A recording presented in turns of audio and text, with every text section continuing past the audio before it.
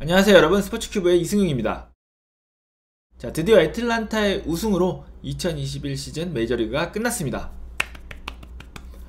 정말 행복한 시즌이었는데요. 여러분의 성원과 사랑으로 저도 좋은 경기도 많이 볼 수 있었고 선수들도 많이 만날 수 있었던 그런 시즌입니다. 여러분께 정말 진심으로 감사드립니다. 애틀란타 이야기도 해야 될 이야기가 많고 토론토 이야기도 해야 될 이야기가 많은데, 많은 분들이 이제부터 앞으로 4달이 어떻게 진행되는지에 대해서 궁금해 하시는 분들이 있는 것 같아서 일단은 시즌이 끝난 만큼 지금부터 앞으로 3달이 어떻게 진행될지 여기에 대해서 이야기를 해보려고 합니다. 우선 현지 시간으로 11월 3일 아침 9시에 모든 계약이 끝난 선수들은 FA 자격을 얻게 됩니다. 그렇다고 모든 팀과 협상을 시작할 수 있는 건 아니고요.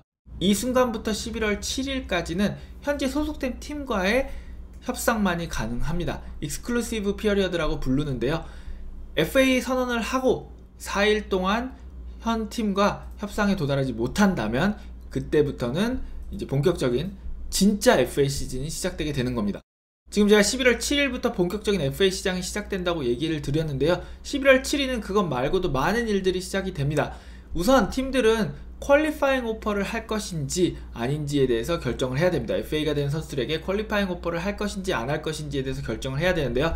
이번 시즌 퀄리파잉 오퍼 금액은 1,840만 달러로 결정이 됐습니다. 이것 말고도 중요한 일들이 있습니다. 팀과 선수들은 자신에게 걸려있는 옵션을 실행할지 안 할지에 대해서도 결정을 해야 됩니다. 지금 많은 사람들의 주목을 받고 있는 선수는 클리브랜드의 호세 라미레즈인데요. 호세 라미레즈는 1100만 달러짜리 팀 옵션이 있습니다. 클리브랜드는 거의 100% 이 팀 옵션을 실행한다고 보면 됩니다. 왜냐면은 클리브랜드가 호세 라미레즈와 오래가지 않으려고 생각을 하고 있더라도 이 팀 옵션을 실행을 시켜야 시즌 중에 호세 라미레즈를 팔고 좋은 선수들을 데려올 수 있기 때문에 클리브랜드는 아마도 11월 7일에 1100만 달러짜리 호세 라미레즈의 팀 옵션을 실행을 할 것으로 보입니다. 그 밖에 닉 카스테야노스, 킴브럴, JD 마르티네스 같은 선수들은 플레이어 옵션이 있는 선수들인데요. 과연 이 선수들이 플레이어 옵션을 선택해서 팀에 남을지 아니면은 플레이어 옵션을 실행하지 않고 자유계약 시장에 나올지는 지켜봐야 될 것 같습니다. 11월 9일에서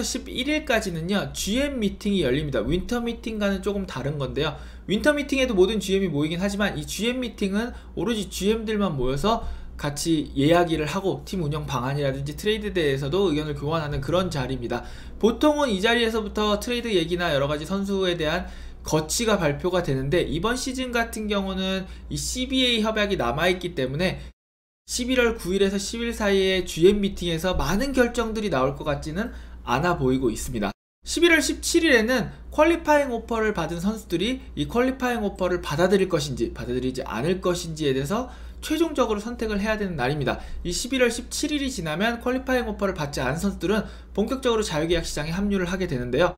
토론토 같은 경우는 시미언에게 100% 퀄리파잉 오퍼를 할 게 확실시되고 있죠. 토론토 입장에서는 시미언이 퀄리파잉 오퍼를 받아도 손해보는 게 없고요. 받지 않는다면은 보상픽을 얻을 수 있기 때문에 이 또한 토론토의 손해가 아닙니다. 제가 지금 얘기한 것처럼 퀄리파잉 오퍼가 미묘한 결정인 이유가, 퀄리파잉 오퍼를 받았다가 그걸 거절하고 나온 선수를 데려가게 되면 퀄리파잉 오퍼를 한 원팀에서는 보상픽을 받습니다. 요즘 들어서 드래프트의 가치가 점점 더 올라가고 있기 때문에 많은 팀들은 특정 선수를 잡지 않더라도 보상픽을 받기 위해서 퀄리파잉 오퍼를 하는 경우도 있습니다. 이틀 뒤인 11월 19일에는요 각 팀이 40인 로스터를 확정을 해야 됩니다. 이 40인 로스터 확정이 어떤 의미냐면 룰5 드래프트에서 보호할 선수들, 우리 팀의 선수를 확실하게 인정한 선수들, 뺏기기 싫은 선수들, 이런 선수들을 40인 로스터 안에 등록을 시켜야 됩니다. 현재대로라면 시애틀의 제이로드라든지 신시내티의 헌터 그린이 40인 로스터 안에 이름을 못 올릴 경우 룰5 드래프트를 통해 다른 팀으로 갈 수 있게 되는데요. 두 선수 모두 40인 로스터 안에 들어갈 것이 확실시되고 있기 때문에 그럴 일은 없을 것 같습니다.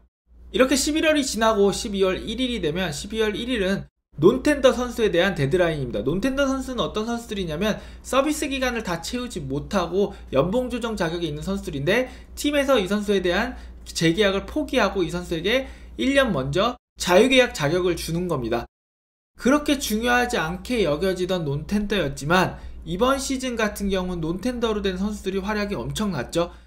애틀란타의 우승을 돕고 NLCS MVP에 오른 에디 로사리오의 경우 작년에 미네소타에서 논텐더를 통해서 풀려났고 클리블랜드와 계약을 해서 시즌을 시작한 뒤에 애틀란타로 트레이드돼서 오면서 애틀란타에서 이제 대활약을 한 건데요.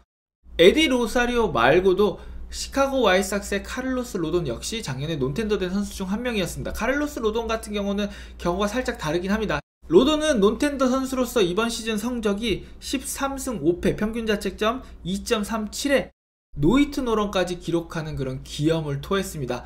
이번 시즌 역시 많은 선수들이 논텐더로 나올 것으로 예상이 되고 있는 가운데 각 팀의 분석팀과 각 팀의 GM들은 내년에 에디 로사리오, 내년에 카를로스 로돈이 될 수 있는 선수가 누가 있나 하고 찾고 있을 것이 분명합니다. 12월 1일이 논텐더가 결정되는 날이기도 하지만 또 중요한 이유는 12월 1일 오후 11시 59분에 CBA가 마감이 됩니다. 이때까지 CBA를 새롭게 갱신하지 못한다면 12월 1일을 기점으로 CBA는 더 이상 효력이 없어지게 되고요. 최악의 경우 파업에 들어갈 수도 있고 이 CBA 협약이 빨리 체결되지 않는다면 시즌이 연장될 수도 있습니다. 여러 가지에서 동의하는 부분도 있고 서로 입장이 첨예하게 대립하는 부분도 있는데 과연 12월 1일 전까지 양측이 합의에 도달할 수 있을지 많은 야구 팬들이 주목하고 있는 부분이죠. 이번 시즌은 CBA가 있기 때문에 제가 지금 말한 이런 날짜들에 자유계약 시장이 열리고 넌텐더가 풀리고 여러가지 일들이 있어도 많은 팀들이 선뜻 결정을 하지 않을 확률이 높습니다. 이번 CBA에는 여러가지 조항들이 새로 개정되거나 만들어질 가능성이 높기 때문에 팀 입장에서도 선수 입장에서도 이게 자기한테 유리하게 작용할지 불리하게 작용할지 모르는 상황에서 섣불리 12월 1일이 되기 전에 계약을 할 것 같아 보이지는 않습니다. 12월 9일에서 6일 사이에서는 윈터 미팅이 열리는데요. 이 윈터 미팅은 GM 미팅과 약간 성격이 다릅니다. GM 미팅은 정말 순수하게 GM들이 모이는 것이라면 윈터 미팅에는 뭐 에이전트라든지 선수단 관계자 그리고 기자들이 갈 수 있는 그런 곳입니다.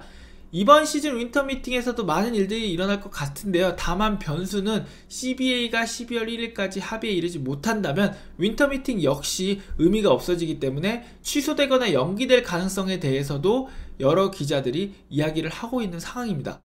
그러고 나면은 12월 9일에는 각 팀이 40일 로스터에 포함하지 않은 선수들을 상대로 룰5 드래프트가 시작이 됩니다. 2022년이 시작되면요. 2022년 1월 14일에는 연봉조정 신청 자격을 가진 선수들과 연봉조정 신청 자격을 데리고 있는 팀들이 각각의 입장을 최종적으로 결정하는 마지막 날이기도 합니다. 이때까지 양측이 합의에 이르지 못했다면 여러분이 아시는 연봉조정 신청 자격위원회가 열리게 되고 그 선수에 대해서 연봉이 타당한지에 대해서 이 위원회가 결정을 하게 됩니다. 선수가 연봉 조정에 대해서 이의를 제기한다고 해도 팀과 선수는 1월 31일까지 합의할 수 있는 자격이 있습니다. 만약에 1월 31일 전까지 양측이 합의에 이른다면 이건 위원회까지 넘어가지 않고요. 1월 31일까지 양측이 합의에 이르지 못한다면 1월 31일부터는 이제 위원회가 열리게 됩니다. 이렇게 1월이 끝나고 2월로 넘어가게 되면 2022년 2월부터는 이제 스프링 트레이닝의 시작을 위한 선수단의 소집이 시작이 됩니다. 토론토 같은 경우는요, 샤파이로 단장이 1월 말부터 플로리다 더니든 쪽에 새로 지은 훈련 시설에 마이너리그 선수들이라든지 초청 선수들이 먼저 가 있을 예정이다. 그렇게 돼서 그 선수들의 실력이라든지 그 선수들의 성장 가능성을 볼 예정이다. 그리고 2월 중순, 2월 말이 되면 이제 메이저리그 선수들이 그곳에 합류를 할 것이다 라고 얘기를 했습니다. 이렇게 여러분 11월, 12월, 1월 세 달을 지나시고 나시면 2월부터는 리그가 시작하진 않았지만 선수단이 소집되게 되고 그로 인해서 여러가지 뉴스들이 들리게 되고 2월 말부터는 시범경기 시작하게 되니까 다시 또 야구 시즌이 돌아오게 됩니다. 오늘 알려드린 날짜들은 사무국에서 미리 정해놓은 날짜기는 한데요. 이번 시즌 같은 경우는 CBA라는 변수가 있기 때문에 다른 시즌처럼 예정된 날짜에 모든 일들이 행해질 수도 있지만 만약에 CBA가 12월 1일까지 합의에 이르지 못한다면은 여러가지 리그에서 일어나는 일들이 연기될 가능성도 있습니다. 일단은 CBA 합의를 하냐 못하냐에 많은 야구팬들이나 전문가들의 시선이 이제 고정되어 있는 상황입니다. 여러분 지금까지 시청해주셔서 감사하고요. 저는 스포츠큐브의 이승용이었습니다. 앞으로 더 흥미로운 이야기와 재미있는 이야기로 찾아뵙겠습니다. 모두 좋은 하루 보내세요.